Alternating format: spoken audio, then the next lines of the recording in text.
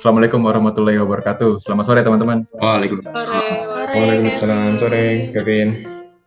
Apa kabar nih? Baik, Alhamdulillah baik. Alhamdulillah baik. Oke, jadi kita dapat penugasan nih teman-teman.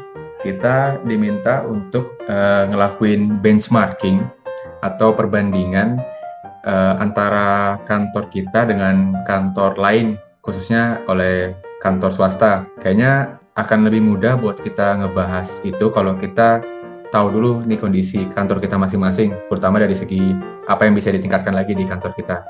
Mungkin teman-teman mau cerita tentang kondisi kantornya yang bisa ditingkatkan. Silakan. Dari Anas ya, silakan Anas. Baik, terima kasih Mas Kevin. Kalau dari kantor saya, kantor Bea Cukai Sibolga, permasalahannya ada di kompetensi SDM. Tidak semua pegawai itu memahami prosedur perizinan. Sekian. Makasih Nas. Yang lain mungkin? Oh, ada Mas Irfan nih langsung. Silakan Irfan. Ya, di tempat itu sih KPPN Jakarta 3 ya kayak di tempat Anas SDM-nya bukan ini sih, tapi bukan teknisnya sih. Kalau tempatku ini aplikasinya penunjang gitu kayak Excel, terus PowerPoint gitu kurang paham sih. Si penunjang ya. Oke. Ada lagi teman-teman yang mau kasih tanggapan? Oke, Mbak Intan, silakan Mbak Intan. Kalau di kantorku di KPPN Jakarta 7 itu ada reward ke pegawainya. Biasanya suka ada penghargaan untuk pegawai dengan berkinerja terbaik dengan julukan Best Employee. Itu biasanya ada yang triwulanan, ada yang semesteran, ada juga yang tahunan. Beda-beda setiap KPPN. Ada lagi? Silakan. Oh, Mas Ilham nih langsung nih. Silakan Mas Ilham. Nah, kalau kantorku mirip sih sama tempat si Intan ya. Jadi ada pegawai terbaik juga. Tapi menurutku ini kan rewardnya berupa penghargaan kayak gitu ya. Mungkin menurutku bisa ditambah nih biar lebih menarik buat pegawai, jadi lebih semangat kerjanya. Jadi misalnya lebih nanti ngaruh ke tukinnya lebih atau gimana gitu. Terima kasih.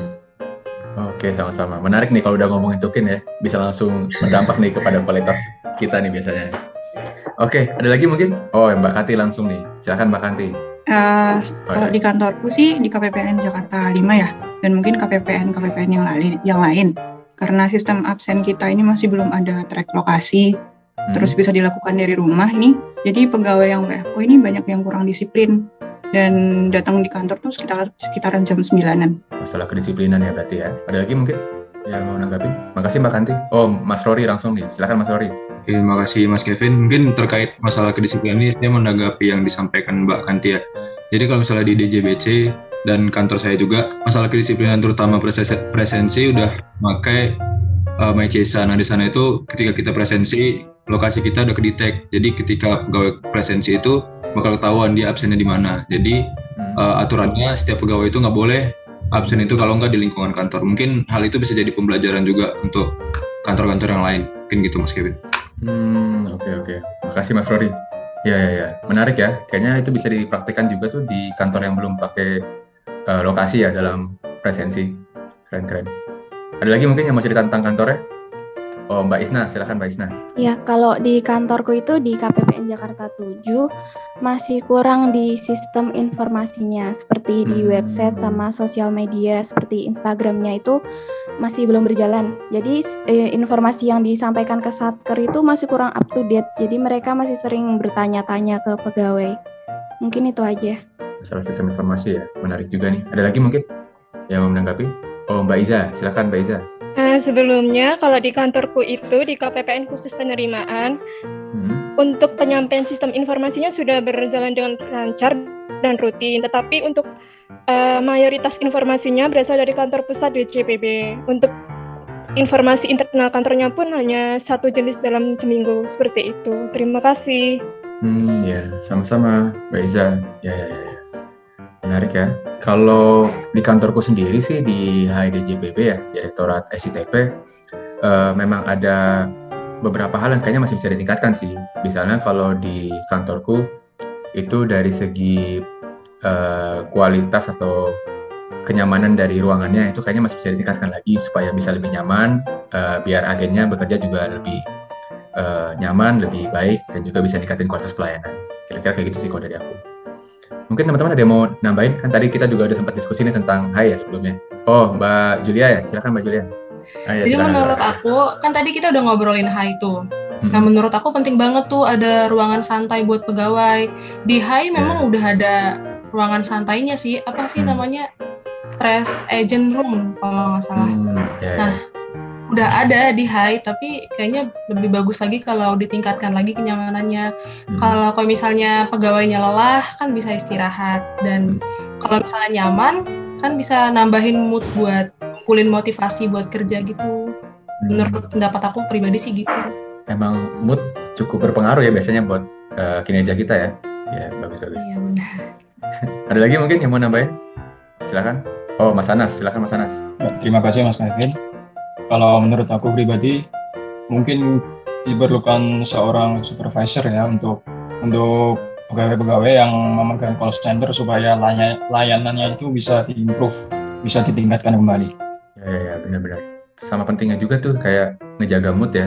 Kita juga butuh yang bisa nge-supervisi kita. Ada lagi yang mau nambahin? Oke, Mas Irfan, silakan. Kalau menurutku sih ini, pegawai itu harus diberi reward ya.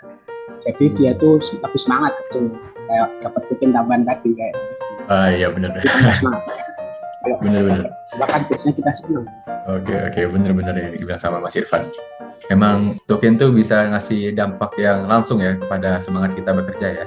Kayaknya tadi kita udah cukup dapat gambaran yang jelas ya tentang kondisi di kantor kita masing-masing. Tadi juga ada beberapa hal menarik soal HI khususnya, ada beberapa hal teknis yang kita coba buat diskusiin tadi. Kayaknya menarik nih kalau kita coba buat benchmarking HI dengan kantor lain yang mungkin relevan. Aku kepikiran sih mungkin bisa BCA kali ya. Kayaknya aku dengar-dengar BCA bagus kontak centernya. Menurut teman-teman gimana? Setuju sih. Boleh. Setuju banget. Memang bagus tuh BCA. Jadi kalau menurutku kenapa kita pakai BCA ini buat benchmark, karena seperti yang kita tahu BCA itu merupakan perusahaan swasta perbankan terbesar di Indonesia dan dia juga udah memiliki banyak penghargaan. Salah satunya tuh dia pernah meraih Best of Best Award tahun 2019 dari Forbes Indonesia. Terus pelayanannya BCA ke nasabah itu juga udah dikenal baik oleh masyarakat. Selain itu, BCA juga selalu senantiasa menggali kreativitas dan inovasi dalam setiap unit kerja yang ada. Nah, aku mau nambahin dari Intan tadi ya. Jadi kalau menurutku benar kalau kita mau ngambil BCA, karena kalau kita bandingin memang sama-sama memberi pelayanan ke customer gitu kan. Terus juga dari HI ini kan punya call center mirip sama kayak BCA dan mereka juga call centernya kan terkenal bagus. Jadi kalau menurutku buat bahan perbandingan benchmark oke banget sih. Oke, kayak kita udah cukup sepakat ya buat ngecoba benchmarking antara HI dan juga BCA. Mungkin kita bisa langsung masuk ke diskusi tentang perbandingannya nih. Ada yang mau ngasih pendapat tentang perbandingan antara HI dan juga BCA yang mungkin diketahui? Silakan. Oke, Mas Rory, silakan Mas Rory. Terima kasih Mas Kevin. Mungkin yang mau saya sampaikan bahwa ada beberapa hal yang bisa kita bandingin nih dari HI ke BCA. Yang pertama itu dalam hal peningkatan kinerja agennya itu si BCA ini dia punya ruang kerja yang lebih nyaman gitu. Jadi kayak yang disampaikan tadi, ketika ruang kerjanya nyaman dan tertata dengan lebih bagus, maka bisa meningkatkan mood agennya. Dan juga di BCA ini ada stress room yang lebih bagus dibandingkan HI. Kemudian sebagai call center ya, sebagai call center yang cukup bagus, di BCA ini ada untuk peredam suaranya. Jadi kinerjanya bakal lebih bagus. Menurut saya itu Mas Kevin. Oke, makasih Mas Rory. Mungkin ada yang mau nambahin lagi? Oke, kayaknya Mbak Kanti ya. Silakan Mbak Kanti. Izin menambahkan tadi yang dibilang sama Mas Rory. Jadi seperti yang udah dibilang sama Mas Irfan tadi ya. Kan kalau di BCA tuh kan penerapan rewardnya tuh udah lebih jelas gitu. Wujud rewardnya juga lebih jelas dalam bentuk uang dan relevan dengan kualitas pelayanan gitu. Sedangkan di HI di JPB kan belum. Oke, makasih Mbak Kanti. Tadi aku lihat ada Mbak Isna ya, resen juga. Mungkin Mbak Isna mau nambahin. Silakan Mbak Isna. Ya, mau nambahin. Jadi kalau di BCA itu ada yang namanya Agent Quality Assurance, yang itu tugasnya itu untuk mensupervisi atau memonitor kerjaan dari agent call center supaya kualitas layanannya tuh tetap terjaga. Nah, sedangkan kalau di HIDJPB ini sepertinya belum ada ya layanan seperti itu. Ya, terkait quality assurance ya, itu penting juga tuh. Ya, kayaknya tadi kita udah sempat dari apa kita diskusikan tadi, kayak kita udah mendapat gambarannya sebenarnya apa yang masih bisa ditingkatkan lagi dari HAI, melihat dari gimana kita membandingkan atau nge-benchmarking dengan BCA sebagai kantor yang cukup bagus dari segi pelayanan dan juga sarana prasarana yang menunjang kerjaan dari para agennya. Bagus. Mungkin teman-teman ada yang mau nambahin lagi sebelum aku coba tutup? Oke, Mbak Julia ya, silakan Mbak Julia. Tadi kan kita udah dengerin pendapat ya teman-teman. Kalau aku pribadi setuju banget sama pendapat ya teman-teman. Bagus banget tuh kalau bisa ditingkatkan fasilitas-fasilitas di KPPN, KPPBC, dan di HAI kayak di BCA. Kalau fasilitasnya bagus kan bisa memotivasi kinerja pegawai. Dan ujung-ujungnya bisa berefek ke pencapaian target kantor kalau pegawainya semangat gitu kan kerjanya. Tapi mungkin hambatannya bakalan membutuhkan anggaran lebih sih. Ya, benar. Mungkin ada yang mau nambahin lagi?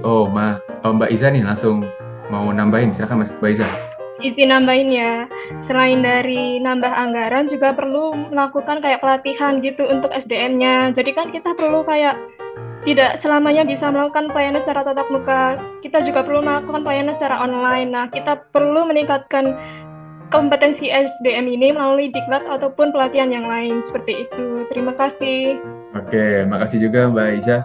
Oke, kayaknya kita udah dapat kesimpulannya dari tadi yang kita udah diskusikan. Kita juga kayaknya udah cukup sepakat kalau memang di kantor kita nih, baik di KPPBC maupun di KPPN, maupun juga tadi yang sempat dibahas banyak di HIDJPP, perlu ada beberapa perbaikan ya, supaya bisa ningkatin kualitas pelayanannya. Oke, kayaknya cukup itu aja yang bisa kita diskusikan pada kesempatan kali ini. Kayaknya udah bisa menjawab penugasan yang diberikan ke kita tadi ya.